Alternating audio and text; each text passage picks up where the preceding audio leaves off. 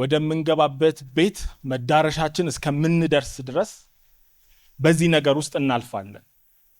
ቻሌንጆች አሉ፣ የህይወት ውጣ ውረዶች አሉ። ግን እኛ በክርስቶስ አምነን የዳንን ሰዎች የማይናወጥ መንግስት የምንጠብቅ ሰዎች ነን። አንዱ ተስፋ የምናደርገው ይሄን የማይናወጥ መንግስት ነው።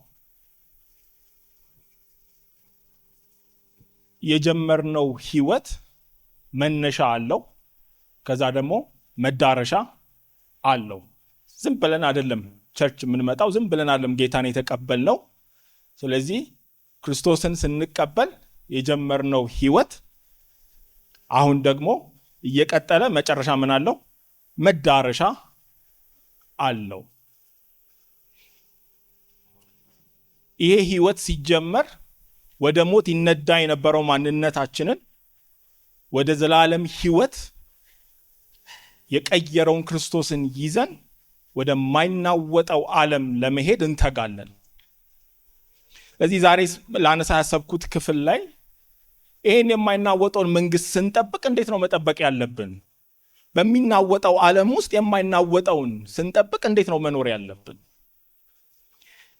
እሱን ከአንድ የመጽሐፍ ቅዱስ ክፍል ላይ አንስተን እንሄዳለን። ምናልባት በጥያቄ ልጀምርና ምናልባት ጌታን ያልተቀበልን ልንኖር እንችላለን። የያዝነው እምነት መጨረሻ ያዳርሳል ወይ? የተሳፈርንበት እውነት መጨረሻ ያስገባናል ወይ? ረፍት ያለበት፣ ሰላም ያለበት፣ በራእይ መጽሐፍ ላይ እንደሚናገር እረኛው በጎቹን የሚጠብቅበት፣ በመካከላቸው የሚሆንበት፣ ወደ እረፍት ውሃ ዘንድ የሚመራቸው እዛ እረፍት ውስጥ ያስገባናል ወይ? የያዝነው እምነት እዛ ይወስዳል ወይ? ደግሞ ይህንን ሩጫ ለጀመርን እንዴት ነው እየሮጥን ያለ ነው? እንዴት ነው እየተጓዝን ያለ ነው?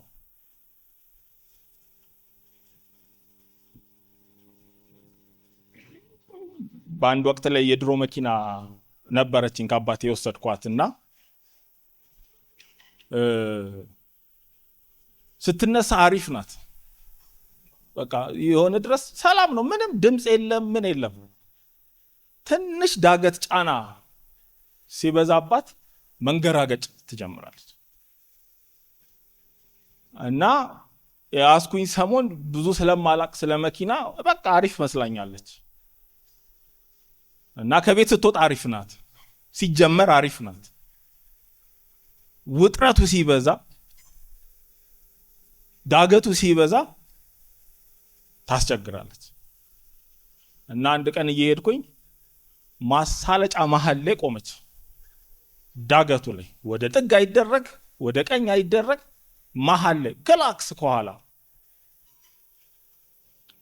ምናልባት ክርስትናችን ገጭ ገጭ በስቶበት ይሆን? መዳረሻ ለመድረስ እያቃተው፣ አቅም እያጣ፣ ከፍ እያለ ዝቅ እያለ ምናልባት። ለዚህ ራሳችንን በዚህ ሐሳብ ውስጥ አድርገን የዛሬን ክፍል ለማየት እንሞክራለን። ላነሳ ያሰብኩት ክፍል ዕብራውያን ምዕራፍ 12 ነው። ረጅም ክፍል ነው፣ ብዙ ሐሳብ ውስጡ አለ። ሁሉንም በጥልቀት ባናነሳውም ግን ዋና የሆኑትን ነገሮች አብረን ለማየት እንሞክራለን። ዕብራውያን ምዕራፍ 12 ከ1 እስከ 29 ያለውን ክፍል ነው አብረን የምንመለከተው።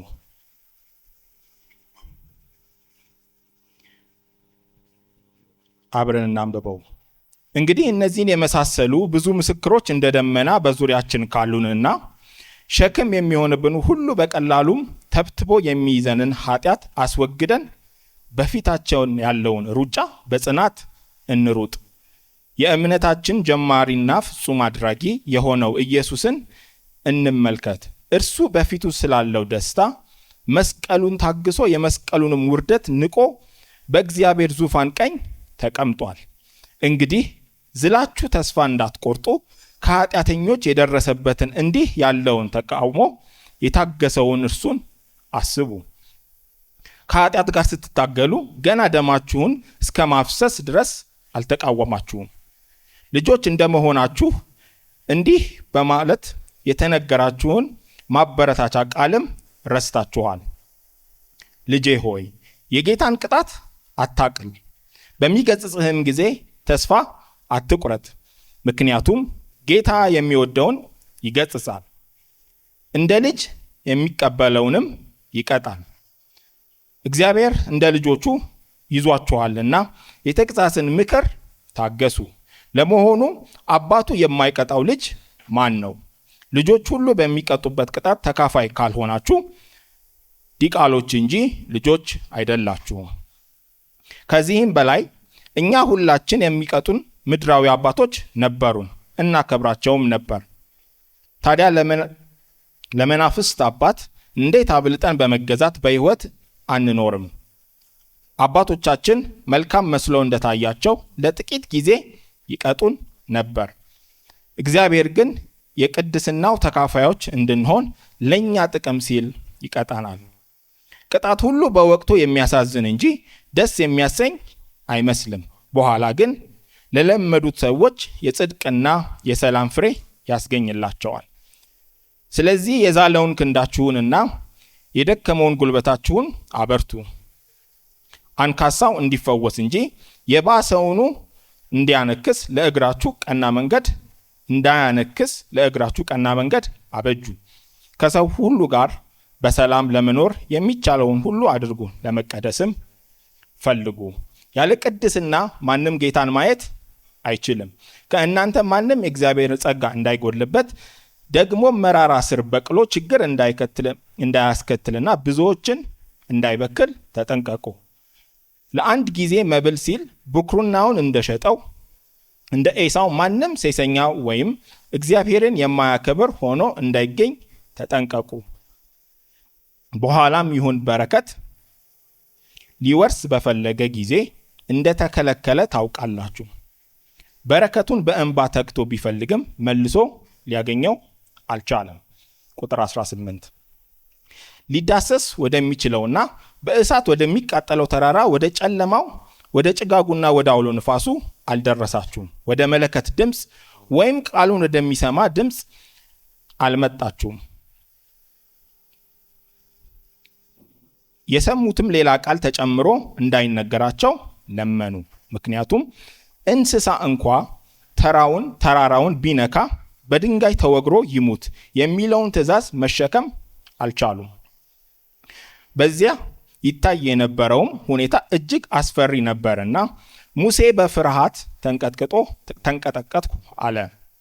እናንተ ግን ወደ ጽዮን ተራራ፣ ወደ ሰማያዊት ኢየሩሳሌም፣ ወደ ሕያው እግዚአብሔር ከተማ መጥታችኋል። በደስታ ወደ ተሰበሰቡት ወደ አእላፋት መላእክት፣ ስማቸው በሰማይ ወደ ተጻፈው ወደ ብኩራን ማህበር ቀርባችኋል። የሁሉ ዳኛ ወደ ሆነው ወደ እግዚአብሔር ፍጹምነትን ወዳገኙት ወደ ጻድቃን መንፈሶች የአዲስ ኪዳን መካከለኛ ወደ ሆነው ወደ ኢየሱስ እንዲሁም ከአቤል ደም የተሻለ ቃል ወደሚናገረው ወደ ተረጨው ደም ደርሳችኋል። የሚናገረውን እርሱን እምቢ እንዳትሉ ተጠንቀቁ። እነዚህ ከምድር ሆኖ ሲያስጠነቅቃቸው የነበረውን እምቢ ባሉ ጊዜ ካላመለጡ እኛ ከሰማይ የመጣው ሲያስጠነቅቀን ከእርሱ ብንርቅ እንዴት ልናመልጥ እንችላለን? በዚያን ጊዜ ድምፁ ያናወጠው ምድርን ነበር።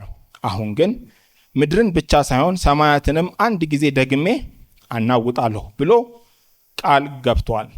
አንድ ጊዜ ደግሜ የሚለው ቃል የሚያመለክተው የማይናወጡትን ጸንተው ይኖሩ ዘንድ የሚናወጡት ይኸውም የተፈጠሩት የሚወገዱ መሆናቸውን ነው።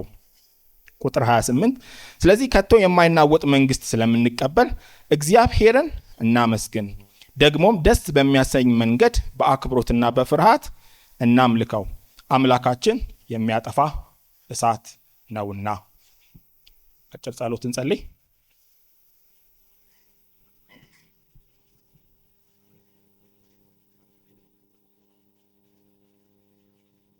እግዚአብሔር አባት ሆይ ዛሬም ደግሞ ምሕረትህ በስቶልን ጸጋ በስቶልን በቤትህ እንድንገናኝ ስለፈቀድክ እናመሰግንሃለን።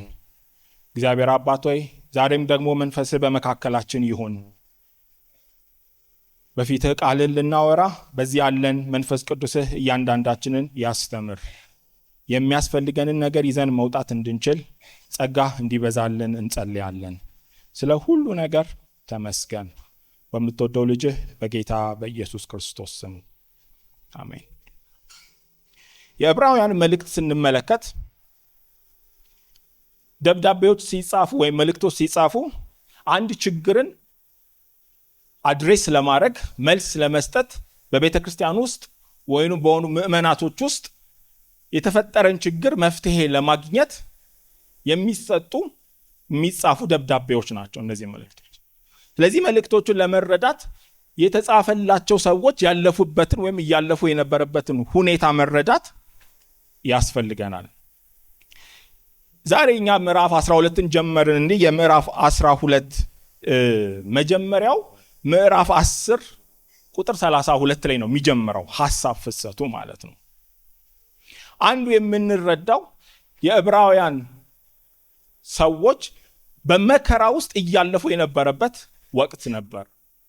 እነዚህ ሰዎች አይሁድ ሆነው ወደ ክርስትና እምነት የገቡ ሰዎች ናቸው።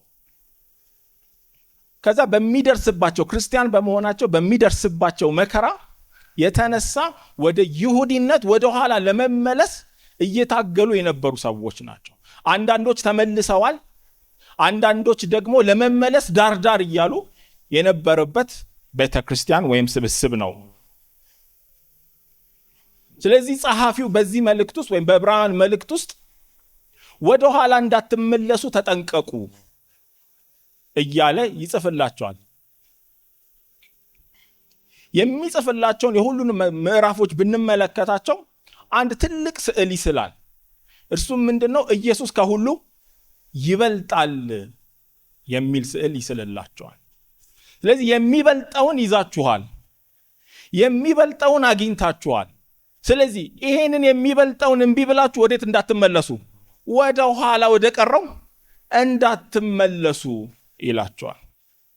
ስለዚህ በአይሁድ ህብረተሰብ ውስጥ ትልቅ ቦታ የሚሰጣቸውን ነገሮች እያነሳ ከኢየሱስ ጋር ሲያወዳደር እንመለከታለን። ከመላእክት ጋር ያወዳደርና ኢየሱስ ከመላእክት ይበልጣል ይላል። ምክንያቱም በአይሁድ ውስጥ መላእክት ትልቅ ቦታ እንዳላቸው ያምኑ ነበር። እንደውም ትእዛዙን ሙሴን ይረዳ የነበረው መልአክ እንደሆነ ያምኑ ነበረ። ከዛ ደግሞ ይወርድና ከሙሴ ሕግ ኢየሱስ ክርስቶስ ይበልጣል ይላል። ትልቅ አርጋችሁ ከያዛችሁት ከነበረው አሁን የያዛችሁት ኢየሱስ ምን ይላል? ይበልጣል ይላቸዋል። ከሕጉ ብቻ ሳይሆን ደግሞ ሕጉን ሰጥቶናል ከምትሉት ከሙሴም ደግሞ ምን ይላል? ኢየሱስ ይበልጣል። ስለዚህ ወዴት እንዳትመለሱ? ወደ ሕጉ እንዳትመለሱ። ከዛ ደግሞ ይወርድና ከክህነትና ከክህነት አገልግሎትና ከካህኖቹ ኢየሱስ ክርስቶስ ይበልጣል። ድሮ እኮ መስዋዕት በየጊዜው ምን ትሉ ነበር? ታቀርቡ ነበረ። አሁን ግን አንዴ ነው የቀረበው። አንድ ሊቀ ካህን ደግሞ አለን፣ እርሱም ኢየሱስ ክርስቶስ ነው። በዘር የመጣ ሳይሆን እንደ መልከ ጼዴቅ የተሾመ ነው። ስለዚህ ክህነትና የክህነት አገልግሎት ብላችሁ ወደ ኋላ እንዳትመለሱ። ኢየሱስ ምን ይላል? ይበልጣል። ከምታቀርቡት መስዋዕት ኢየሱስ አሁንም ይበልጣል ይላቸዋል። ስለዚህ በእያንዳንዱ ይበልጣል ውስጥ ማስጠንቀቂያ በመጽሐፎች ውስጥ ታገኛላችሁ። ብትመለሱ እያለ ማለት ነው ማስጠንቀቂያ ይሰጣቸዋል። ዛሬ እኛ የምንመለከተው የመጨረሻ ላይ የሰጠውን ማስጠንቀቂያ እሱ ላይ ነው ፎከስ የምናደርገው። ቅድም እንዳልኳችሁ የምዕራፍ 12 መነሻው ምዕራፍ 10 ላይ ነው። እነዚህ ሰዎች ያልፉበት የነበረውን ሁኔታ ያብራራልን ስለነበረ፣ ስለዚህ በተቻለ መጠን ጥቅሶቹን ለማንበብ ሞክራለሁ፣ ወደ ኋላም እየተመለስኩኝ ማለት ነው። ስለዚህ እነዚህ ሰዎች እነማን ናቸው የሚለውን ሲነቅርልኝ ቁጥር 32 ላይ ሚናል ምዕራፍ 10 ብርሃን ከበራላችሁ በኋላ በመከራ ውስጥ በብርቱ ተጋድሎ ጸንታችሁ የቆማችሁበትን የቀድሞውን ዘመን አስቡ። አንዳንድ ጊዜ በአደባባይ ለስድብና ለስደት ተጋልጣችሁ ነበር። ሌላ ጊዜ ደግሞ እንደዚህ ያለ መከራ ከደረሰባቸው ሰዎች ጋር አብራችሁ መከራን ተቀብላችኋል። እናንተ ራሳችሁ የተሻለና ለዘወትር የሚኖር ሀብት ያላቸው መሆናችሁን ስለምታውቁ ለታሰሩት ራራችሁ፣ ንብረታችሁም ሲዘረፍ በደስታ ተቀበላችሁ። እነዚህ ሰዎች ጉዟቸውን ሲጀምሩ መከራ ደርሶባቸዋል፣ ፈተና ደርሶባቸዋል። ግን ምን ብለው ነበር? በደስታ ተቀብለውት ነበር። ለምን? ጅማሬው ላይ ስለነበሩ። ስለዚህ ፈተናው ሲደርስ በደስታ እንደውም 34 ላይ ምን ይላል? ለራሳችሁ የተሻለና ለዘወትር የሚሆን ሀብት ያላችሁ መሆናችሁ ስለምታውቁ። የትኛውን እያሰበ? የማይናወጠውን መንግስት እያሰቡ ስለነበረ ምን ብላችሁ ነበር? ታግሳችሁ ነበር። በመከራው ስታልፉ ተቀብላቸው፣ እንደውም ለተወሰደባቸው ሰዎች ትራሩላቸው ነበር ይላል። ስለዚህ አሁን ምን እያሉ ነው እነዚህ ሰዎች? ከሚያልፉበት መከራ የተነሳ አሁን መንገራገጭ እየጀመሩ። መጀመሪያ ዱላ በአደባባይ ላለ ስድብ ራሳቸውን አሳልፈው ሰጥተው ነበር። አሁን መንገራገጭ ጀመረ። ውጥረት ሲበዛ መንገራገጭ ጀመሩ። ስለዚህ ጸሐፊው አሁን እንደዚህ ገጭ የምትሉትን ተዉና ወደ ቀድሞ ቦታችሁ ተመለሱ የሚል ክርክር ነው የሚያነሳው ማለት ነው። ስለዚህ ምዕራፍ 11ን ስንመለከት ልክ እነሱ ባለፉበት መከራ ውስጥ በእምነት ያለፉ ሰዎችን ያነሳላቸዋል። አቤልን፣ ሄኖክን፣ ኖህ፣ አብርሃም፣ ይስሐቅ፣ ያዕቆብ፣ ዮሴፍ፣ ሙሴ፣ እነዚህን ሁሉ ያነሳና እነዚህ በሙሉ በምን ውስጥ አልፈዋል ይላል? በመከራ ውስጥ እምነታቸው ምን ብሏል? ተፈትኗል። ስለዚህ እናንተ የተለየ ፈተና አይደለም እየቀጠማችሁ ያለው። ስለዚህ ምን ያሉ? ከእናንተ በፊት የተፈተኑ አሉ በዚህ እምነት ውስጥ። የተወሰኑትን ጸሐፊ ፎከስ የሚያደርጋቸውን ክፍሎች ላንብባቸው። ዕብራውያን ምዕራፍ 11 ቁጥር 8 ጀምሮ እንደዚህ ይላል። አብርሃም ርስት አድርጎ ወደሚቀበለው ስፍራ እንዲሄድ በተጠራ ጊዜ በእምነት ታዘዘ። ወዴት እንደሚሄድ ባያውቅም እሺ ብሎ ሄደ። በባዕድ አገር እንዳለ ምጻተኛ በተስፋይቱ ምድር በእምነት ተቀመጠ። የተስፋውን ቃል አብረውት እንደሚወርሱት እንደ ይስሐቅና እንደ ያዕቆብ በድንኳን ኖረ። ምክንያቱም መሰረት ያላትን እግዚአብሔር የሰራትን የፈጠራትን ከተማ ይጠባበቅ ነበረ ይላል። እዚህ እግዚአብሔር ሲጠራው በእምነት አብርሃምን ብሎ ነበር። ወጣ፣ ወደማያውቀው ሀገር ወጣ። ከዛስ የተስፋ ምድርም ተሰጥቶት እዛ ግን በምን ኖረ? በድንኳን ኖረ። ለምን ሲባል መሰረት ያላትን እግዚአብሔር የሰራትን የፈጠራትን ከተማ ምን ይል ነበር? ይጠባበቅ ነበረ። ስለዚህ በዚህ ፈተና ውስጥ እያለፈ በድንኳን ይኖር የነበረው እንደ ምጻተኛ ይኖር የነበረው ምን ስላለ ነው? የማይናወጥ ከተማ ይጠብቅ ስለነበረ ነው። ይህ ብቻ ሳይሆን ደግሞ ቁጥር 13 ላይ እነዚህ ሁሉ የተሰጣቸውን የተስፋ ቃል ሳያገኙ እምነታቸውን እንደጠበቁ ሞቱ። ሆኖም ከሩቅ አይተው ሰላም አሉት። በዚህ ምድር ሲኖሩ ምጻተኞችና እንግዶች መሆናቸውን ተገንዝበው ነበርና ይላል። እንደዚህ በተስፋ በእምነት እየጠበቁ ተስፋቸው ምን አላሉ? አልወረሱም። በእምነት እየኖሩ እግዚአብሔርን እያስደሰቱ እየኖሩ ምን አላደረጉ? ተስፋቸውን አልወረሱ። ምን አይነት እምነት ነው ይሄ? እምነት የሚያሳየው ብንሞት እንኳን እግዚአብሔር ምን ያደርጋል? ተስፋውን ይፈጽማል የሚል እምነት ስለነበራቸው ነው። አብርሃም እኮ ሀብታም ሰው ነበረ። ግለሰብ ብቻ አልነበረም። ብቻውን እኮ ከ5 ነገስታት ጋር የተዋጋ ነው። ሰዎች እንደውም ሲናገሩ በቀን ከ300 እስከ 500 ሰዎች የሚያስተዳድር ሰው ነው። ትልቅ ቤት መስራት የሚችል ሰው ነው። ትልቅ ነገር ሊኖረው የሚችል ሰው ነው። ግን በምን ኖረ? በድንኳን። ምን አድርጎ? ተስፋዋን ጠብቆ ያልወሰደውን ተስፋ። ለምን? እግዚአብሔር ብሞት እንኳን በኋላ ምን ያደርጋል ብሎ ስላመነ፣ ያሳካል ብሎ ስላመነ። ከዛ ደግሞ ወደ ሌሎች ይመጣና ቁጥር 35 ላይ ሌሎች ደግሞ የተሻለውን ትንሣኤ ለማግኘት ሲሉ መትረፍን ንቀው ለሞት ለሚዳረግ ስቃይ ራሳቸውን ሰጡ። ከዚህም ነፃ ለመውጣት አልፈለጉም። አንዳንዶች መዘባበቻ ሆኑ፣ ተገረፉ። ሌሎች ደግሞ ታስረው ወደ ወህኒ ተጣሉ፣ በድንጋይ ተወገሩ፣ በመጋዝ ለሁለት ተሰነጠቁ፣ በሰይፍ ተወግተው ሞቱ። እየተጎሳቆሉ እየተሰደዱና እየተንገላቱ የበግና የፍየል ቆዳ ለብሰው ዞሩ፣ ዓለም ለእነርሱ አልተገባቻቸውምና። በየበረሃውና በየተራራው በየዋሻውና በየጉድጓዱ ተንከራተቱ። እነዚህ ሁሉ ስለ እምነታቸው የተመሰከረላቸው ቢሆንም ከእነርሱ ማንም የተስፋውን ቃል የተቀበለ የለው። ወረድ ብሎ እነዚህን ሰዎች ደግሞ ሲነግራቸው በመጋዝ የተቆረጠ አለ፣ የሞት አለ፣ በበረሃ የተንከራተተ አለ። እነዚህ ሁሉ መዳንን አልፈለጉም። ለምን? የሚሻለው ስላለ እምነትን ከምተው ብሞት ይሻላል ብለው ምን አደረጉ? መዳንን አልመረጡም ማለት። ስለዚህ ለእነዚህ ሰዎች ምን እያላቸው ነው ጸሐፊው? ይሄ ሁሉ ዙሪያችሁ ላይ እኮ ያሉ ሰዎች ናቸው። ስለዚህ አሁን ወረድ ይልና ወደ ክፍላችን እንመጣለን። ስለዚህ ይሄንን ሐሳብ ይዞ ነው ጸሐፊው እየወረደ ሐሳቡን እያፈሰሰ ያለው። ልክ ምዕራፍ 12 ሲጀምር እንግዲህ እነዚህን የመሳሰሉ ምስክሮች እንደ ደመና በዙሪያችን ካሉ እነማን?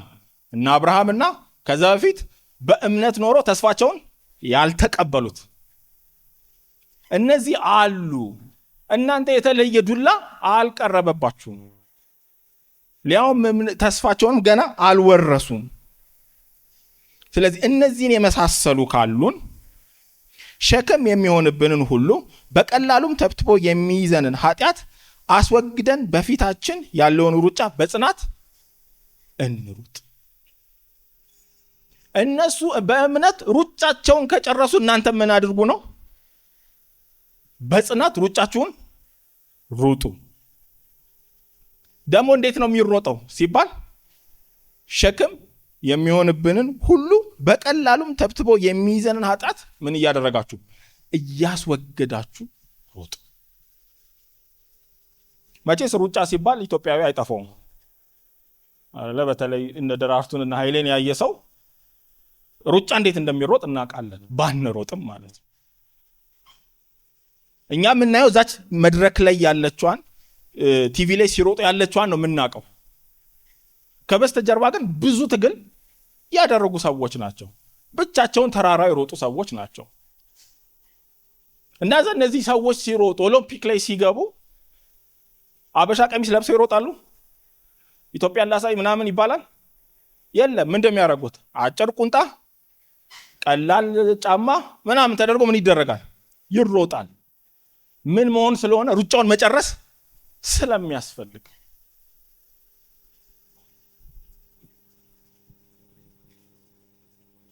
ስለዚህ ጸሐፊው እነዚህን ሰዎች ምን ይላቸዋል? ሩጫችሁን እንድትጨርሱ ሸክም የሚሆንባችሁን ነገር ምን አድርጉ? አስወግዱ። አሁን ባለንበት ኮንቴክስት ሸክም የሚለውን ሐሳብ ሲከፍተው በሁለት መንገድ መተንተን እንችላለን። አንደኛው እምነታችንን የሚሸረሽሩ ማንኛውም ነገር ማስወገድ ማለት ነው። እነዚህ ሰዎች እየተጠየቁ ያሉት አሁን የሚያልፉበትን ነገር በምን እንዲያልፉት ነው? በእምነት እንዲያልፉት ነው የተፈለገው። ስለዚህ በእምነት እንዲያልፉት እምነታቸውን የሚሸረሽር የሚያጎድል ነገር በህይወታቸው ውስጥ እንዲኖር አልተፈለገም። ስለዚህ ይሄንን አስወግዱ ይላቸዋል። ስለዚህ በእነዚህ ጊዜ ይሄ ድካም የሚለው መከራ፣ ችግር፣ ፈተና የሚላቸውን ነገሮች በዚህ ውስጥ መጠቅለል እንችላለን። ስለዚህ ሌላው ደግሞ ከራስ የሚመነጨውን ደግሞ ድካም መግለጥ እንችላለን። እዚህ ቁጥር 2 ላይ ወረድ ይልና የእምነታችን ጀማሪና ፍጹም አድራጊ የሆነው ኢየሱስን እንመልከት። እርሱ በፊቱ ስላለው ደስታ መስቀሉን ታግሶ የመስቀሉን ውርደት ንቆ በእግዚአብሔር ዙፋን ቀኝ ተቀምጧል። እንግዲህ ዝላችሁ ተስፋ እንዳትቆርጡ ከኃጢአተኞች የደረሰበትን እንዲህ ያለውን ተቃውሞ የታገሰውን እርሱን አስቡ ይላል። ይሄ ሩጫ የተጀመረው በማን ነው? በክርስቶስ ነው የጀመረው። ሁላችንም እዚህ መንገዱ ስንገባ በክርስቶስ አምነን ነው የገባ ነው።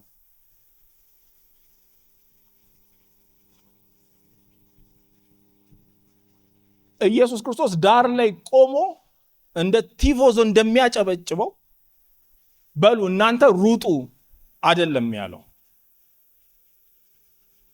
እሱ ራሱ ምን አድርጎ ነው? ሮጦት ነው። ሲሮጥ ደግሞ ዝም ብሎ አይደለም የሮጠው እኮ። እሱ ምን ደርሶበታል? መከራ ደርሶበታል። በፊቱ ስላለው ደስታ መስቀሉን ታግሶ፣ አንድ የታገሰው ምንድን ነው? መስቀል። ሁለተኛ የታገሰው የመስቀሉን ውርደት። መስቀሉ መከራውን ያሳያል። የመስቀሉ ውርደት ደግሞ በመስቀል ላይ መንጠልጠል የራሱ ምልክት ያለው ንግግር ነው። ስለዚህ በመስቀል የተንጠለጠለ ምንድን ነው ይላል መጽሐፍ ቅዱስ? የተረገመ ነው ይላል። ስለዚህ በሮማውያን ካልቸር በመስቀል የሚሰቀል በጣም የወረደ ከባድ ጥፋት የተገኘበት ሰው ነው የሚሰቀለው። ስለዚህ ኢየሱስ የመስቀሉን ዱላ ብቻ ሳይሆን መስቀሉ ሪፕሬዘንት የሚያደርገውንም ነገር በሙሉ ምን አድርጓል? ተሸክሟል።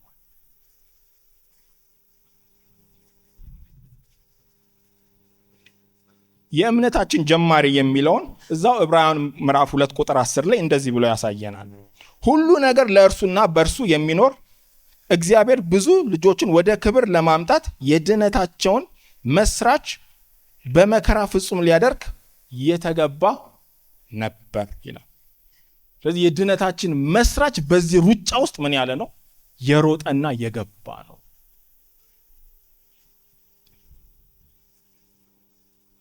ስለዚህ ብቻችንን አይደለም የምንሮጠው። የገባንበትን ያቃተንን ነገር የማያውቅ አምላክ አይደለም ያለን። እርሱ ሮጦ ከዛ ደግሞ እኔን ምን በሉ ተከተሉ ያለን አምላክ ነው ያለን። ስንዝል ይገባዋል፣ ሲያቅተን ይገባዋል። ለምን? እርሱ ምን ብሏል? ተፈትኗል።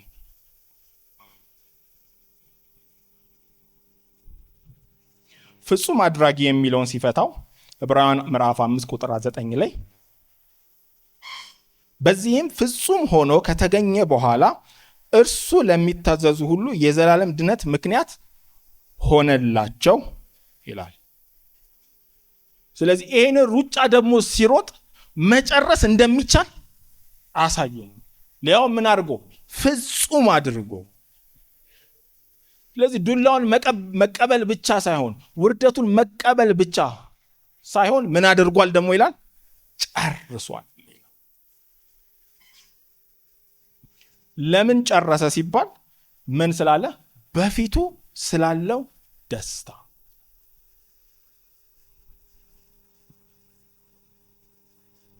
ደስታው ምንድን ነው? በእግዚአብሔር ዙፋን ቀኝ መቀመጥ። ስለዚህ ከፊት ለፊቱ የሚታየው ነገር ነበረ። ስለዚህ ከፊታችን የሚታየውን ነገር እያየን ምን አድርጉ እያላቸው ነው? ዱላውን በእምነት ተቀበሉ። ስለዚህ እንደዚህ እንግዲህ ዝላችሁ ተስፋ እንዳትቆርጡ ከኃጢአተኞች የደረሰበትን እንዲህ ያለውን ተቃውሞ የታገሰውን እርሱን አስቡ። እነዛ የእምነት አባቶች ብቻ አይደለም ዱላ የቀረባችሁ፣ የእናንተም የሆነው ቅርብ የሆነው ድነትን የሰጣችሁ እርሱ ምን አድርጓል? ከኃጢአተኞች መከራ ደርሶበታል። ሁላችንም በቤተ ህብረት ውስጥ ሉቃስን እያጠናን ነው። የኢየሱስ ክርስቶስ አገልግሎት ቀላል አይደለም። በእያንዳንዱ አካሄዱ ላይ ምን ነበረ? ፈተና ነበረበት። ፈሪሳውያን ይቃወሙታል፣ ሰዱቃውያኖቹ ይቃወሙታል፣ የሙሴ ሕግ መምህራን ይቃወሙታል። ከዛ ደግሞ አልፎ ሄዶ መስቀል ድረስ የታገሉትም እነሱ ናቸው። እዚህ ቀላል ህይወት አይደለም የኖረው።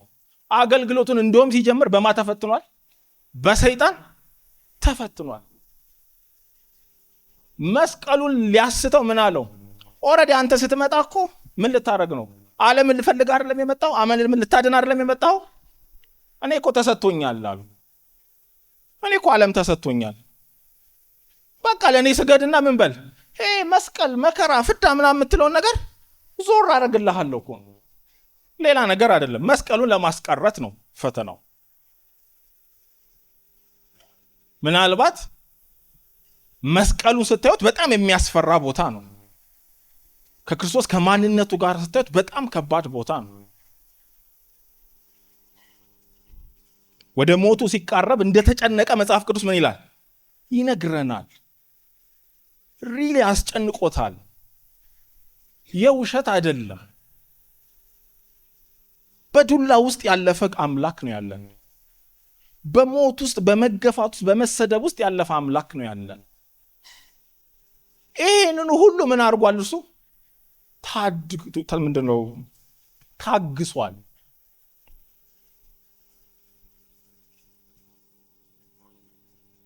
ምናልባት ዛሬ ከፊታችን ያ ደስታ የተባለው ነገር፣ ትልቅ የተባለው ነገር ምናልባት ብዥ ብሎብን ይሆን? ምናየው ነገር ግር ብሎን ማለት ፈተናው ሲበዛ፣ ቻሌንጁ ሲበዛ፣ መውጣት መውረዱ ሲከብድ ምናልባት ብዥታ ይገባብናል። የምናልፍበትን የሚያውቅ አምላክ አለ። የተገረፈ የቆሰለ አምላክ አለ።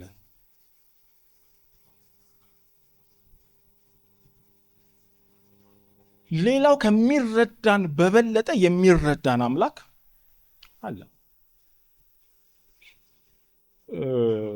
ከቅርብ ጊዜ በፊት ባለቤቴ የሆነ የስራ ጉዳይ ትጻጻፍ ነበረና ፕሮሰሱ ሲዘገይባትና ችግር ሲመጣ ልታወራኛለች መጣ እና ስታወራኝ ልክ እሷ እንደምትጨነቅበት እኔ ፊት ላይ አታይም እና በጣም ፍረስትሬት ስለሚያደርጋት አንተ እኮ አይገባህም ትለኛለች። እንግዲህ ያገባኋት እዚህ ነው፣ የእሷ ቁስል ያንተ ነው ተብዬ ምናምን ተብዬ ቃል ግባ ተብዬ ምናምን ብዬ ያገባኋት ይሄን ሁሉ ጊዜ እየኖር የእሷ መከራ ምን ሀሳብ ያሳሰባት ነገር ልክ እሷ ጋር እንደከበደው እኔ ጋር ምን አይለም። ስለዚህ ትናደዳለች። እሺ ለአንተ ማውራት ትላለች። ጌታ እንደዚህ አይደለም። የእያንዳንዱ የምናልፍበት ነገር ምን ያደርጋል? ይገባዋል።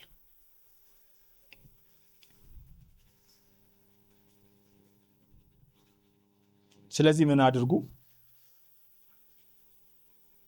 ከኃጢአት ጋር ስትታገሉ ደማችሁን እስከ ማፍሰስ ድረስ ተቃወሙ። የሚመጣውን ቻሌንጅ ክርስቶስን እያየን የሚያስከፍለንን ዋጋ በሙሉ እየከፈልን በእምነት ምናችንን እንወርሳለን? ተስፋችን ጋር እንገባለን።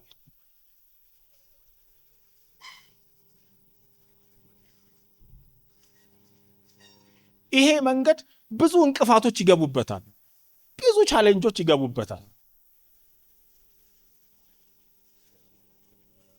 አንዳንዱ በእንጀራ ምክንያት ይገባል። በቃ ሁላችንም እንጀራ እናሳድዳለን። ቤተሰብ መብላት አለበት፣ ልጆች መብላት አለባቸው፣ መማር አለባቸው።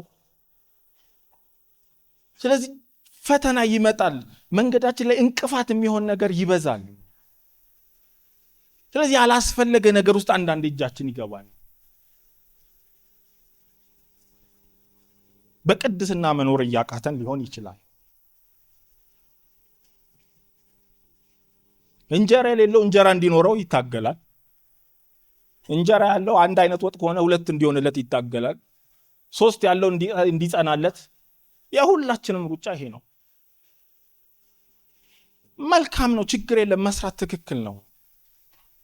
ግን እዚህ ላይ ቻሌንጅ ሲመጣ፣ ፈተናው ሲመጣ ሩጫችንን እንዴት እየሮጥን ነው? ምናልባት ደንዝዘን ስተን ይሆን?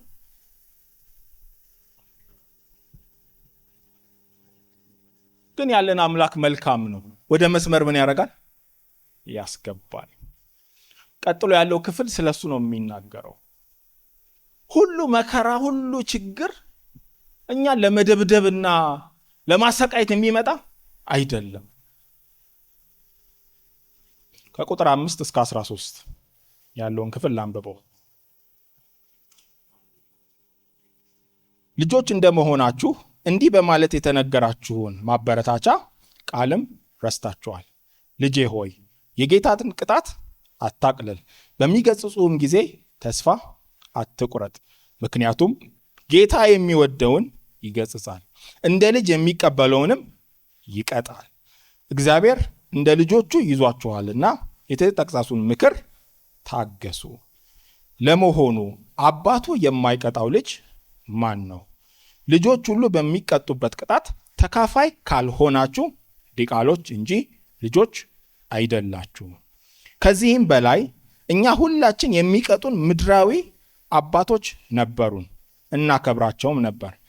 ታዲያ ለመናፍስት አባት እንዴት አብልጠን በመገዛት በሕይወት አንኖርም? አባቶቻችን መልካም መስሎ እንደታያቸው ለጥቂት ጊዜ ይቀጡን ነበር። እግዚአብሔር ግን የቅድስናው ተካፋዮች እንድንሆን ለእኛ ጥቅም ሲል ይቀጣናል። ቅጣት ሁሉ በወቅቱ የሚያሳዝን እንጂ ደስ የሚያሰኝ አይመስልም። በኋላ ግን ለለመዱት ሰዎች የጽድቅና የሰላም ፍሬ ያስገኝላቸዋል። ስለዚህ የዛለውን ክንዳችሁንና የደከመውን ጉልበታችሁን አበርቱ። አንካሳው እንዲፈወስ እንጂ የባሰውን እንዲያነክስ ለእግራችሁ ቀና መንገድ አበጁል። አሁን ባነበብኳት ክፍል ውስጥ ልጅ፣ ልጆች፣ ልጅነት የሚል 7 ጊዜ ተጽፏል። ስለዚህ ቃላት ሲደጋገሙ ምን ማለት ነው? ጸሐፊው አትኩሮት እየሰጠው ያለው ነገር ነው ማለት ነው። እዚህ ጋር ሲናገር በልበ ደንዳናነት እንዳንወጣ፣ ከእግዚአብሔር መንገድ በእንቢተኝነት እንዳንወጣ እግዚአብሔር መጀመሪያ ምን ያደርጋል? በዱላ ያስተካክላል። ከዛ ዱላ ሲመጣባቸው የሚያነሳው ከምሳሌ ምዕራፍ 9 ላይ ነው ያመጣው ይሄንን ክፍል። ተግሳጽን አትሽሹ፣ አትፍሩ።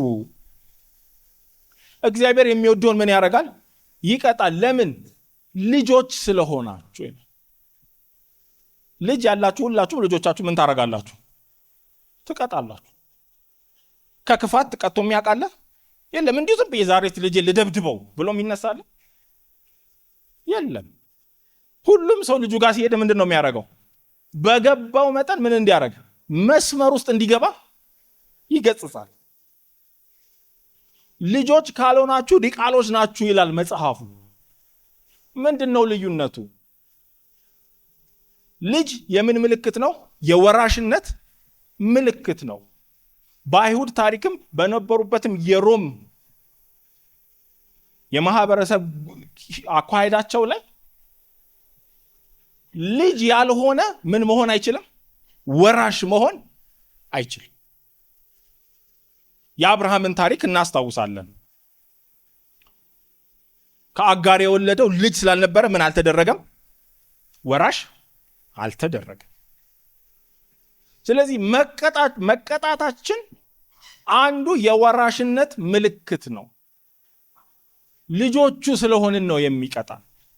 ምን እንድናረግ? እንድንወርስ። ስለዚህ ዱላ ሲበዛ አንዳንድ ጊዜ ምልክቱ የልጅነት ነው።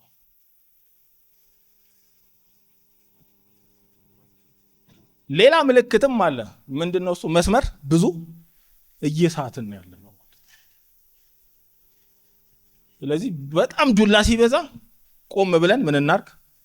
እናስብ። የቱ ጋር ነው እየሳትኩት? መስመር ዞር ያለ ነገር አለ ወይ ህይወት ላይ? ስንቀጣ ያማል። ምዕራፍ ቁጥር 11 ላይ በጊዜው እንትን ያደረገ ያማል፣ ደስ አይልም። አባቶቻችን በምድራዊ ነገር ለገባቸው ይቀጡን ነበር ይልና እግዚአብሔር ለምን እንደሚቀጣን ሲናገር ቁጥር 10 ላይ የቅድስናው ምን እንድንሆን? ተካፋዮች እንድንሆን ይቀጣል። የሚቀጣን እሱ ጋር ምን ሊያደርገን ስለሚፈልግ ነው? ሊያስገባን ስለሚፈልግ። ቁጥር 11 ላይ ደግሞ ምን ይላል? የጽድቅና የሰላም ፍሬ እንዲገኝብን። ስለዚህ በህይወታችን የሚመጡትን ነገሮች ረጋና ዝግ ብለን ልናስብ ያስፈልገናል። ስንቀጣ ልጆች ስለሆነን ነው። ስንቀጣ መስመርም እየሳትን ነው።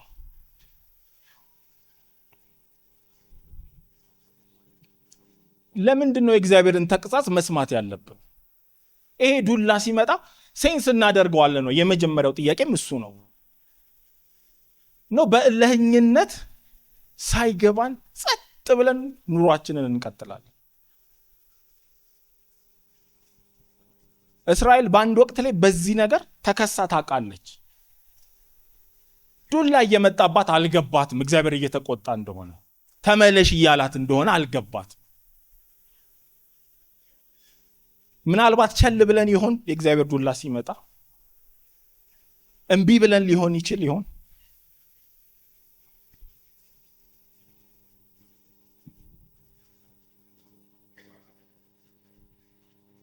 እንደዛ እንዳንሆን የሚቀጥሉትን ቁጥሮች ደግሞ እንመልከታቸው። ቁጥር 14 ጀምሮ ከሰው ሁሉ ጋር በሰላም ለመኖር የሚቻላችሁን ሁሉ አድርጉ፣ ለመቀደስም ፈልጉ። ያለ ቅድስና ማንም ጌታን ማየት አይችልም። ከእናንተ ማንም የእግዚአብሔር ጸጋ እንዳይጎድልበት ደግሞ መራራ ስር በቅሎ ችግር እንዳያስከትልና ብዙዎችን እንዳይበክል ተጠንቀቁ። ለአንድ ጊዜ መብል ሲል ብኩርናውን እንደሸጠው እንደ ኤሳው ማንም ሴሰኛው ወይም እግዚአብሔርን የማያከብር ሆኖ እንዳይገኝ ተጠንቀቁ። በኋላም ይህኑ በረከት ሊወርስ በፈለገ ጊዜ እንደተከለከለ ታውቃላችሁ። በረከቱን በእንባ ተክቶ ቢፈልግም መልሶ ሊያገኘው አልቻለም። የመጀመሪያ ያለው በሰላም ከሰዎች ጋር ምን በሉ ኑሩ። በተለይ በዚህ ኮንቴክስት ስናይ ደግሞ አብሮ በዚህ ጉዞ ውስጥ ምን ላለ ከተጠመደ ሰው ጋር አብራችሁ በሰላም ኑሩ። ከዛ ደግሞ ለመቀደስም ፈልጉ። በዚህ ሩጫ ውስጥ እግዚአብሔርን አብሮነት ካላገኘን እየሄድንበት ያለነው መስመር ግር ሊለን ይችላል። የቱ ጋር ነኝ ያለሁት? የእግዚአብሔርን ድምፅ መለየት ካልቻለ እኮ ሰው ከባድ ነው። ነቅቶ ካላዳመጠ እኮ ከባድ ነው። መንገድ ላይ የቱ ጋር እንዳለን ላናውቅ እንችላለን። የእግዚአብሔር አብሮነት በቅድስና ውስጥ ይመጣል። እንሰማለን እግዚአብሔርን። ያለንበትን መስመር ሩጫችን ላይ ያለንበት ቦታን እናውቃለን። ከዚህ በፊት ከአንዳንዶቹ ጋር አውርቼ አውቃለሁ። አንድ ጊዜ ሴት ልጄን ይዤ ልደት እየሄድኩኝ መንገድ ላይ እንቅልፍ ወሰዳት እና መንገድ ላይ እንቅልፍ ወስዷት ድንገት ነቃች እና ስትነቃ የት ነን አለች። ወይ የት ነበርሽ? ደርሰን እኮ ተመለስን ልደቱ ነው። አበደች መኪና ውስጥ። እንዴ ሳትቀሰቅሱኝ ምናምን። አትቀስቅሱኝ እኮ አልሽ እና እንትናን ሳላገኛቸው እዛ ገብቼ ምናምን በቃ መንገድ ሙሉ ወደ ልደቱ ነው እኮ እየሄድን ያለ ነው። እሷ ግን ተኝታ ስለነበር መሀል ላይ የቱ ጋር እንዳለች ጠፋት። አኮረፈች። እሺ ምን አይነት ኬክ በላችሁ አለችኝ። በኋላ ላይ አመነች፣ እንዳልሄደች አመነች። አንዳንድ ጊዜ የህይወት ጉዟችን ላይ በብዙ ነገር ስንጠመድ የእግዚአብሔር ነገር ግር ይላል። ቅድም እንዳልኩት ሩጫ ህይወት አለ። ይሄኛው ግን ዋናው መስመር ነው። የእንጀራ ጉዳይም ቢሆን እዚህ መስመር ውስጥ ነው የሚገባው። የልጅ ጉዳይ ቢመጣ እዚህ መስመር ውስጥ ነው የሚገባው። ሁሉም ህይወታችን እቺ ሩጫ ናት፣ ሌላ የለም። ስለዚህ ነቅተን እንድንጠብቅ ያስፈልጋል። ቁጥር 15 ላይ ወረድ ብሎ መራር ስል በቅሎ ችግር እንዳያስከትልና ብዙዎች እንዳይበክል ተጠንቀቁ። እንደዛ አይነት ነገሮች ህይወት ውስጥ ሲገቡ በቀላል ነው የሚገቡት፣ አይታወቁም።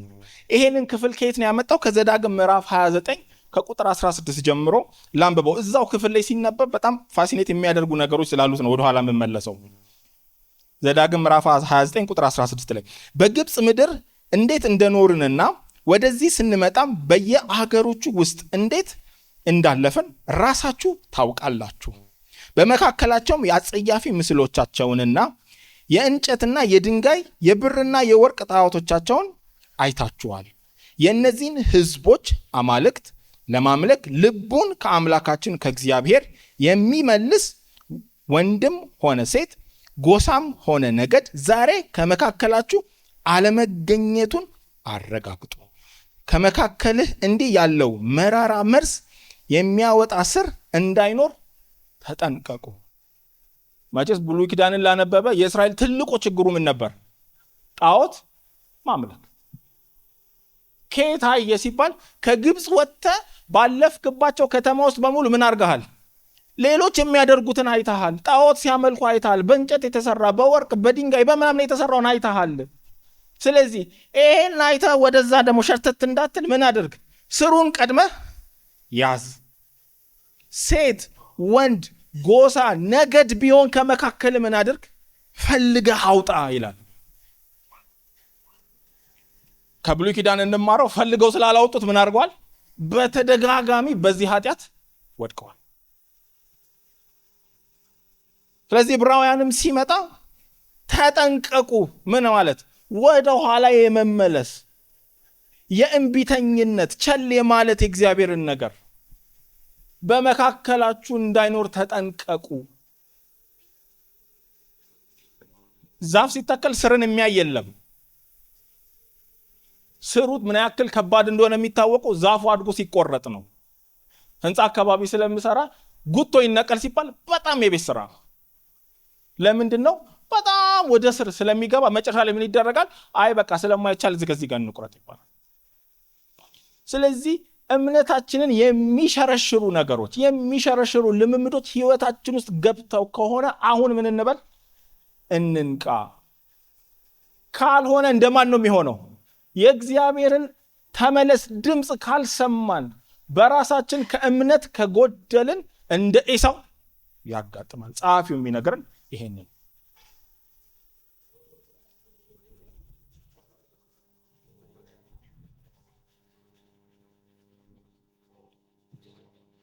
ኤሳው ለምን ተወ ይላል ቁጥር 16 ላይ። ለአንድ ጊዜ መብል፣ የአንድ ዓመት አይደለም፣ የ6 ወር አይደለም። ለምን ጊዜ? ለአንድ ጊዜ መብል ሲል ምን አደረገ? ብኩርናውን ሸጠ። ከዛስ ከዚህ መስመር ስለወጣ ያዕቆብ ወስዶታል። አሁን መመለስ አልተቻለም። ይስሐቅ ምንድን ነው ያለው? ኦልሬዲ ምን አድርጌያለሁ? በቃ ወንድምን ባርኬያለሁ ማለት።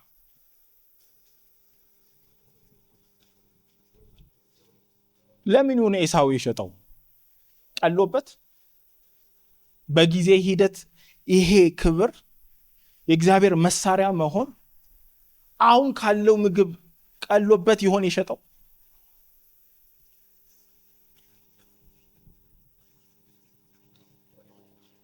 እሱም እንዳይሆን የዕብራውያን ጸሐፊ እዚህ ጋር መልሶ ምን ያደርጋል? ያስጠነቅቀን እናየዋለን። የተቀበላችሁት ነገር ትልቅ ነው ይላቸዋል። የያዛችሁት ነገር በቀላል ምንም የሚደረግ አይደለም።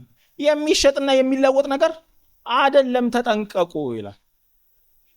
በምድራዊው ሩጫ፣ በእንቢተኝነት፣ በቸለተኝነት አሰልፈን እንዳንሰጠው መጠንቀቅ ያለብን ነገር ነው እጃችን ላይ የተቀመጠው።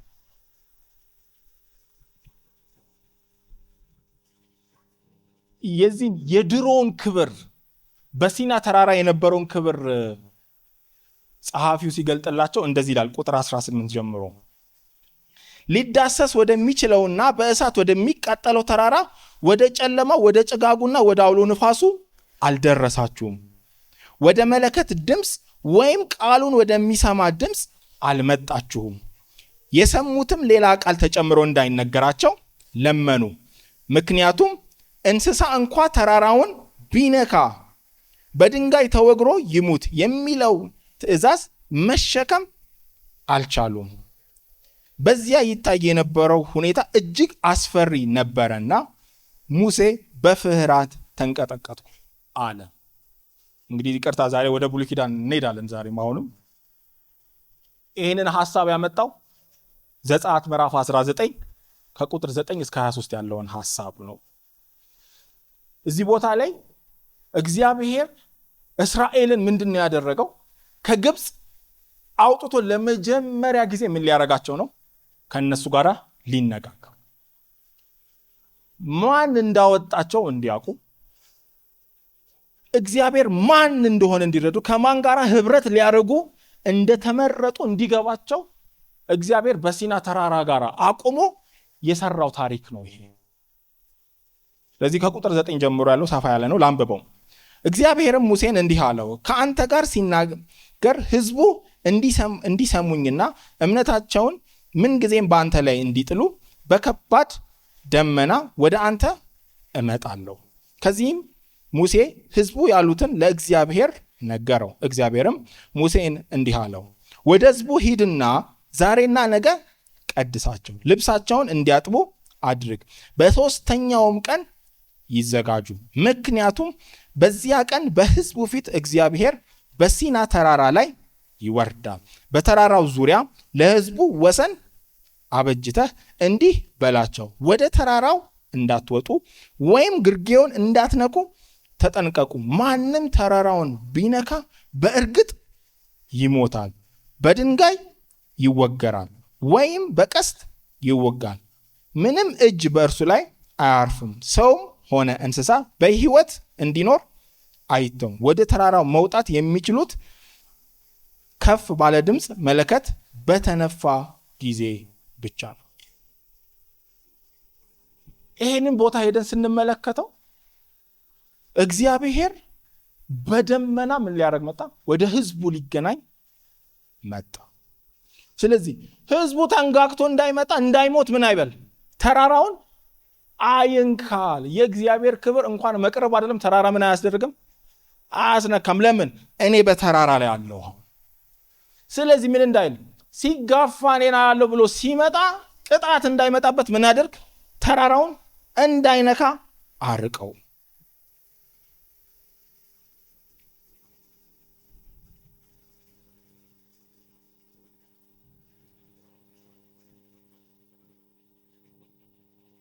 ወረድ ብሎ እንደዚህ ይላል እዛው ላይ።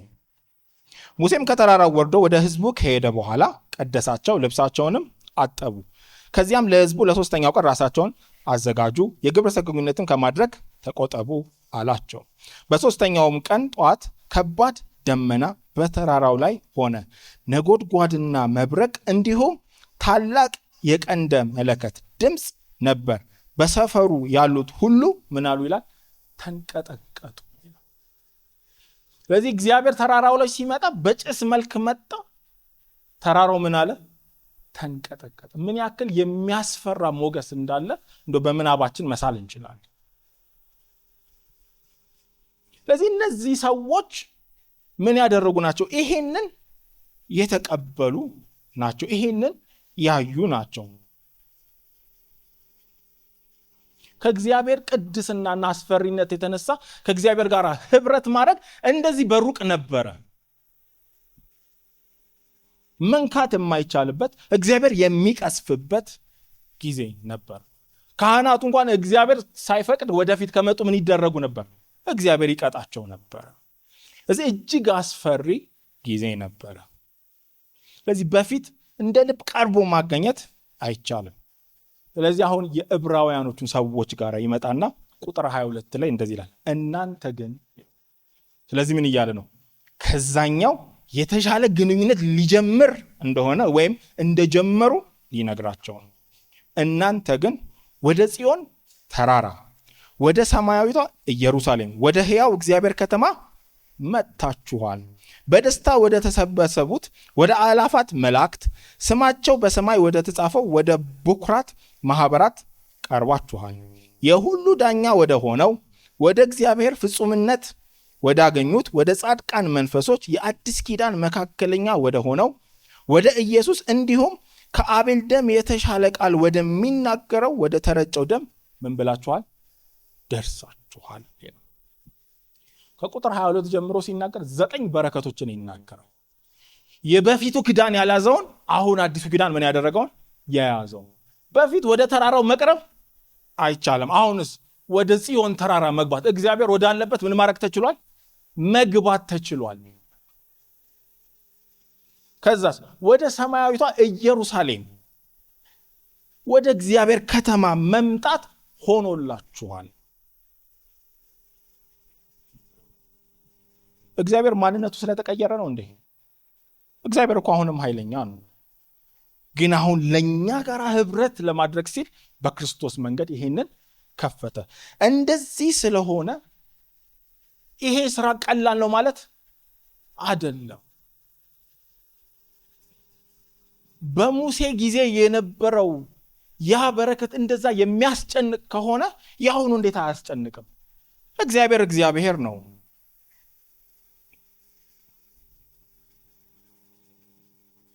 በእጃችን ያለው ነገር ገብቶናል ወይ?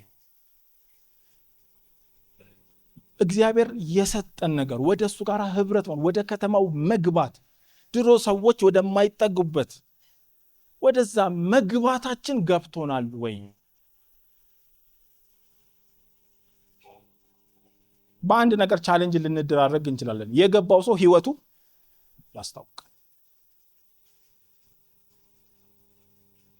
ምዕራፍ 11 ላይ የተጠቀሱት ሰዎች ይሄ ክብር ስለገባቸው በመከራው ጸንተው ምን አደረጉ? በእምነት ጨረሱ፣ ገብቷቸዋል።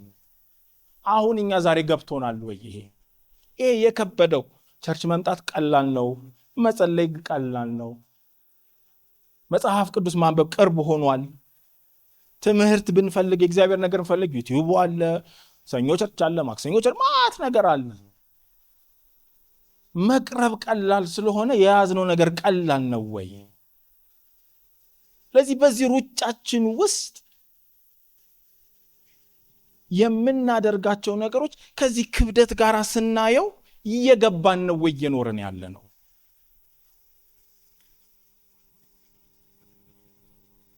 ልክ ስራ ሲጀምር ቤተሰብ የሆኑ ሰዎች ሰዓት ሰጡኝ እና እኔ ሰዓት ብዙም ስለማላቅ ዝም ብዬ አድርጌ ዞራለሁ እና ቢሮ በገባበት ጠረጴዛ ላይ ሳስቀምጣት 2 ወር 3 ወር እዛው ተቀምጣ ከዛ ስትጠፋ የት ሄደ ተብሎ ለሙ አገኘሁት ሳረገው ሳስቀምጠው ምንም ሳላቀው ረጅም ዓመት ቆይቷል። ከዛ አንድ ቀን ከአንድ ወዳጄ ጋራ አንድ ሱቅ ገባን ሞል ላይ እና እዚህ ሰዓት ከፈለክ እዚህ ጥሩ ሰዓት አለ አለ እና ዝም ብዬ ሳይ ድንገት አየኋት እንትን ውስጥ ተቀምጣ ማለት። ከዛ ዝም ብዬ ስንት ብር ነው ስለው ብሩን ነገረኝ። እዛው ያይኝ እንደዚህ ነው ይሄ ነገር ዋጋው ምናምን ብዬ ዛሬ በጊዜ ነው የምገባው በጊዜ መቀመጥ። ስለዚህ ግድ የሆነች ፕሮግራም እየጠበቅኩ ማረጋት ሰዓት ማለት ነው። ዋጋው ሲታወቅ የምንከፍለው ነገር ታውቃ። ስለዚህ የተሰጠን ነገር ዛሬ ገብተናል ወይ? ቁጥር 24 ላይ ደግሞ እንደዚህ ይላል፣ የአዲስ ኪዳን መካከለኛ ወደ ሆነው ወደ ኢየሱስ እንዲሁም ከአቤል ደም የተሻለ ቀን ወደሚናገረው ወደ ተረጨው ደም ደርሳችኋል።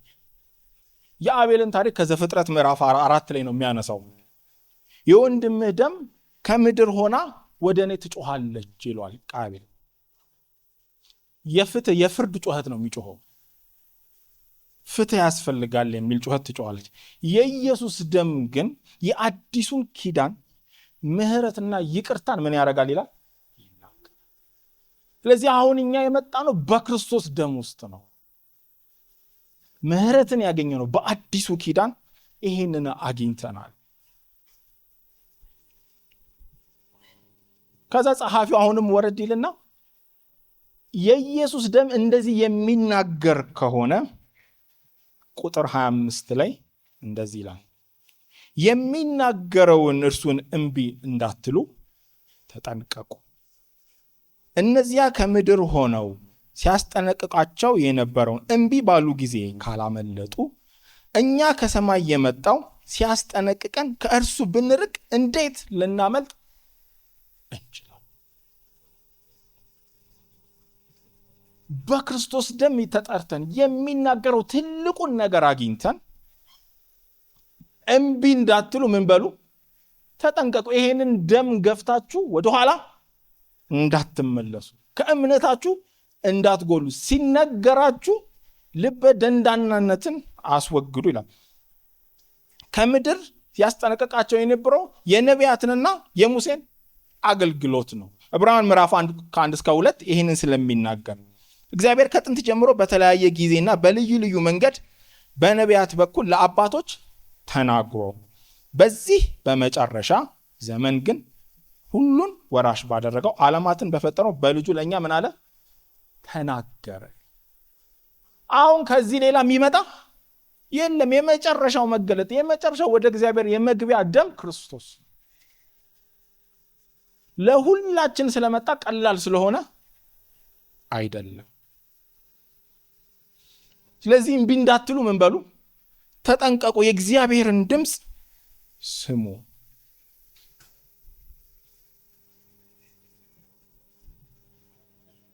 ምክንያቱም እግዚአብሔር ምን ሊያደርግ ይመጣል? ሊፈርድ ይመጣል። በብሉይ ኪዳንም ፈርዷል። አሁንም ምን ሊያደርግ ይመጣል? ሊፈርድ ይመጣል። ስለዚህ በዳተኝነት በቸልተኝነት የእግዚአብሔርን ጥሪ እምቢ እንዳንል እንጠንቀቅ። ቁጥር 26 ጀምሮ ይህንን ሐሳብ ያጠናክረዋል። በዚያን ጊዜ ድምፁ ያናወጠው ምድርን ነበር። አሁን ግን ምድርን ብቻ ሳይሆን ሰማያትንም አንድ ጊዜ ደግሜ ምን አደርጋለሁ? አናውጣለሁ ብሎ ቃል ገብቷል። አንድ ጊዜ ደግሜ የሚለው ቃል የሚያመለክተው የማይናወጡትን ጸንተው ይኖሩ ዘንድ የሚናወጡትን ይኸውም የተፈጠሩት የሚወገዱ መሆናቸውን ነው። ይሄ ምድርን ማናወጥ፣ ሰማያትን ማናወጥ የሚለው ሐሳብ በብሉይ ኪዳን ውስጥ እግዚአብሔር ደጋግሞ የሚያደርጋቸው ነገሮች ነው። ብዙ ጊዜ ይህንን ነገር እግዚአብሔር ሲያደርግ ምልክት ሲያደርግ ነው። አንዱ እግዚአብሔር የድሮን ነገር አቁሞ አዲስ ነገር ሲያስጀምር ምን ያደርጋል? ይህንን ምልክት ያደርጋል።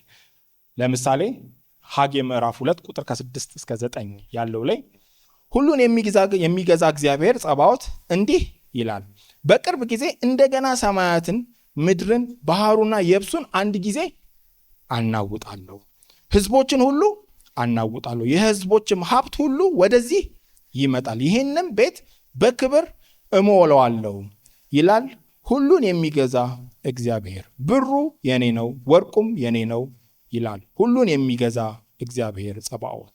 የዚህ የአሁኑ ቤት ክብር ከቀድሞ ቤት ክብር ይበልጣል ይላል ሁሉን የሚገዛ እግዚአብሔር ጸባዖት። ስለ ሁለቱ ኪዳን እየተናገረ ነው። የድሮ የሰለሞን ቤተ መቅደስ ፈርሷል። ስለዚህ ሰው ተስፋ መቁረጥ ውስጥ እንዳለ እግዚአብሔር ምን አንድ ጊዜ ሰማይና ምድር ምን አደርጋለሁ? አናውጣለሁ። ከዛስ ከድሮ የተሻለ ያለበትን ምን አደርጋለሁ? እጀምራለሁ።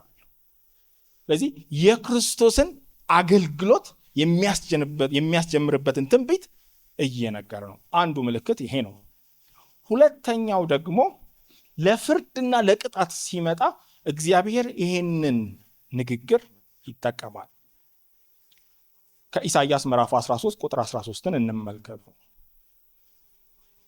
ስለዚህ በሰራዊት ጌታ በእግዚአብሔር መዓት ቁጣውን በሚነድበት ቀን ሰማያትን አንቀጠቅጣለሁ፣ ምድርም ከስፍራዋ አናውጣለሁ። የኢሳይያሱ ይሄንን ፍርድ ያመጣው እግዚአብሔር ባቢሎንን እንደሚቀጣ በኢሳይያስ ትንቢት ሲናገር ነው። ስለዚህ ፍርድን ሊያመጣ ሲል እግዚአብሔር ምን ያደርጋል? ምድርን ያናውጣል፣ ሰማይን ያናውጣል። ስለዚህ ዕብራውያን ላይ መጥቶ አሁንም ምን አደርጋለሁ እያለ ነው እግዚአብሔር። ምድርን አንድ ጊዜ አናውጣለሁ፣ ሰማይንም አንድ ጊዜ አናውጣለሁ ይላል። ይሄ በሚናወጥበት ጊዜ የቱ ጋር ነው የምንቆመው ነው ጥያቄው። የክርስቶስን ደም ገፍተን እምቢ ብለን የእግዚአብሔርን ድምፅ እምቢ ብለን በዳተኝነት የማይሆን ቦታ ቆመን ነው ይሄ መንቀጥቀጡ የሚመጣው? ይሄ ፍርድ የሚመጣው መቼ ነው? የቱ ጋር ቆመን?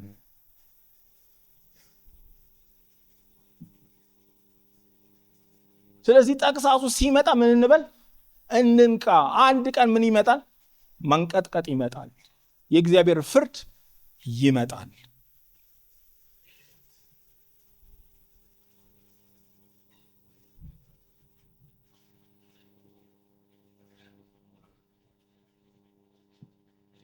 ይሄ ፍርድ ሲመጣ ሁለት ነገር ይለያል ይለናል መጽሐፍ። ምን የሚለውን? የሚቆመውንና የማይቆመውን፣ የሚናወጠውንና የማይናወጠውን ምን ያደርጋል? ይለያል።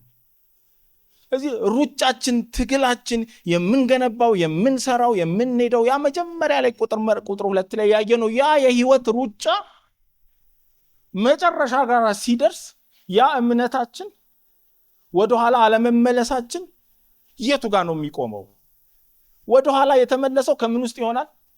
ከሚንቀጠቀጠውና ከማይተርፈው ውስጥ ይሆናል ማለት ነው።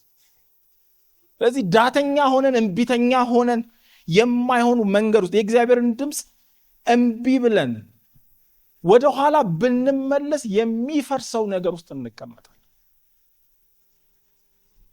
በእምነታችን ብንጸና የሚደርስብንን መከራ ችለን በቅድስና ብንኖር የማይናወጠው ዓለም ውስጥ ምን እናደርጋለን? እንገባለን። ሲለይ ቦታው ላይ እንገኛለን። ስለዚህ ጸሐፊው ቁጥር 28 ላይ እነሱን ከየትኛው ይከታቸዋል? ስለዚህ ከቶ የማይናወጥ መንግስት ስለምንቀበል እግዚአብሔርን እናመስግን። ይህንን የማይናወጥ መንግስት የሚቀበለው ምን ያላለው ነው? የሚናወጠው ውስጥ የማይቆመው ነው።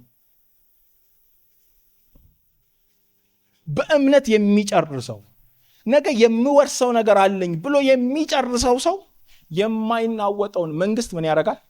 ይወርሳል።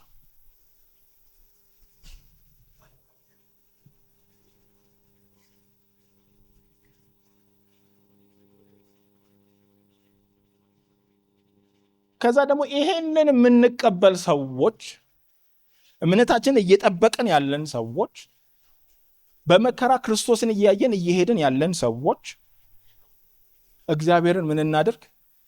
እናመስግን። ለምን? ይሄ የሚያልፈው መከራ የሆነው ችግር የሆነው ነገር ሁሉ ማብቂያ ጊዜ አለው። እረፍት፣ ሰላም የምንገባበት ጊዜ አለ። እንባ የማይኖርበት፣ ፀሐይ የማያቃጥልበት ቦታ የሚገባበት ከተማ ይመጣል። ስለዚህ ምን አድርጉ? እግዚአብሔር አመስግኑ። የዚህ ተካፋዮች ስላደረገን፣ የማይጠፋው መንግስት ተካፋዮች ስላደረገን እግዚአብሔርን እናመስግን። ደግሞ ምን ይላል ወረድ ብሎ? ደስ በሚያሰኝ መንገድ በአክብሮትና በፍርሃት እናምልከው። እግዚአብሔር ቀርቧል፣ ተጠግተናል፣ ሁሉ ነገር አዎ። እስቲል እግዚአብሔር የሚፈራ እውነት ነው። እግዚአብሔር የቅርብ ወዳጅ ነው፣ ጓደኛ ነው። ትክክል ነው። ቁጥር 29 ላይ ምን ይላል? አምላካችን የሚያጠፋ እሳት ነው። የአዲሱ ጴንጤ ችግር እግዚአብሔር ሁለቱን እንደሆነ ማወቅ አንዳንዴ ይጠፋል። ሁሌ ጓደኛ ብቻ፣ ሁሌ የሆነ ነገር ብቻ። እግዚአብሔር ምንም ነው፣ የሚያጠፋ እሳት ነው። ስለዚህ እግዚአብሔርን በአክብሮትና በፍርሃት እናምልከው። ከዚህ ህብረት የምናደርግበት መንገድ የተሻለ ሆነ እንጂ እግዚአብሔር ማንነቱን ዘጸአት ላይ የታየው እግዚአብሔር በዛ ሞገሱ በዛ ክብሩ አሁንም እሱ ራሱ በክርስቶስ ስራ መግባት ስለሆነ ጥሩ ሰዓት ነው። መጨረሻ ላይ ደርስ። ስለዚህ የመጨረሻ እነዚህን 4 ነጥቦች ሰመሪ አድርጌ ያሰብኳቸውን እንመልስ። የመጀመሪያው እንደ አማኝ ኢየሱስን በማየት እንቅፋት የሚሆንብንን ኃጢአትን አስወግደን በጽናትና በእምነት በፊታችን ያለውን ሩጫ እንሩጥ። ሁለተኛ የእግዚአብሔርን ተግሣጽ ቸል እንዳንል እንሩጥ። ከዛ ደግሞ ቸል እንዳንል እንጠንቀቅ። ህይወታችንን ስንኖር ደግሞ የሚበልጠውን እንደያዘ ሰው ምን እንበል? ትልቅ ነገር እጃችን ላይ ተቀምጧል። ስለዚህ ሩጫችንን ስንሮጥ የሚበልጠውን እንደያዘ ሰው እንሩጥ። መጨረሻ ላይ 4ኛው የማይናወጥ መንግስት የሚወርስ ዜጎች ለዚህ እግዚአብሔርን በመፍራትና በማክበር ሩጫችንን ጨርስ። ተሳለቁ ጸልይ።